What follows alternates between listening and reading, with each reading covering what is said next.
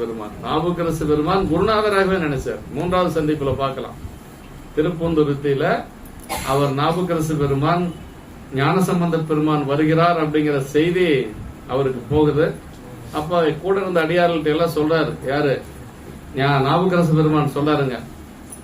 அந்தனர் சூளாமணியார் பூந்துருத்தி கணித்தாக வந்தருளும் பெருவார்த்தை வாகீசர் கேட்டருளி நந்தம்மை உடையவரை நாம் எதிர் சென்று இறைஞ்சுவது முந்தைவனை பயன் என்று முகமலர் அகமலர்வார் அப்படின்னாரு.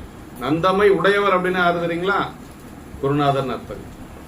உடையவர் அப்படின்னாவே குருநாதர் தான். இப்ப நாவுக்கரசு பெருமானே எப்படி ஏத்துக்கிறாருன்னா ஞானசம்பந்த பெருமான குருநாதரா ஏத்துக்கிறார். 80 வயது நாவுக்கரசு பெருமானுக்கு. அவருக்கு ஒரு 10 வயசுக்குள்ளதான் இருக்கும்.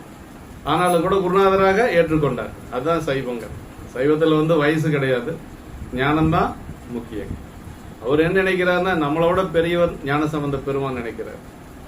தவ முதல்வர் ஞானசம்பந்த பெருமான் சொல்லுவார் சேக்கிழார் பெருமான். தவ முனிவர் நாவுக்கரசு பெருமான் சொல்லுவார்.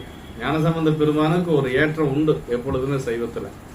ஏன்னா உமையம்மனுடைய திருமுலைப்பால் உண்டதனால் அவர் மகனாம் தன்மை பெற்றவர். அவருக்கு அம்மாவுடைய திருமுலைப்பால் உண்டதனால மகனாம் தன்மை பெற்றவர்.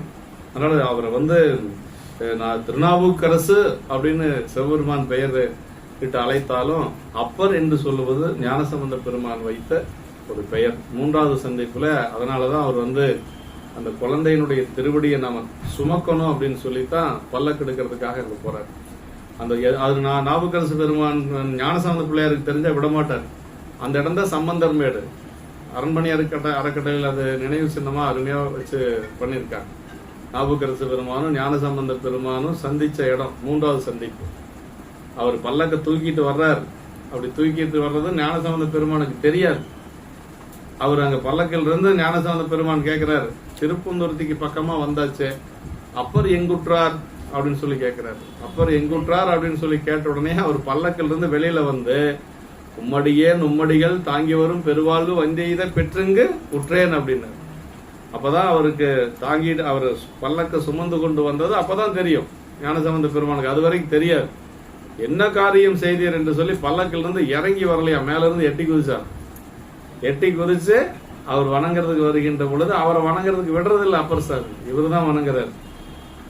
அவர் வணங்கா முன் வணங்கியும் பாரு சேக்கிழார் பெருமான். துள்ளுமான் மதிக்கிறத்தார் தொண்டரெல்லாம் தொழுதார்த்தார் என்று சொல்லி அடியாரெல்லாம் அரகர அரகர அரகரன்னு சொல்லி அந்த இடத்துல எல்லாரும் மகிழ்ச்சியா இருந்தாங்கன்னு சொல்லுவாரு.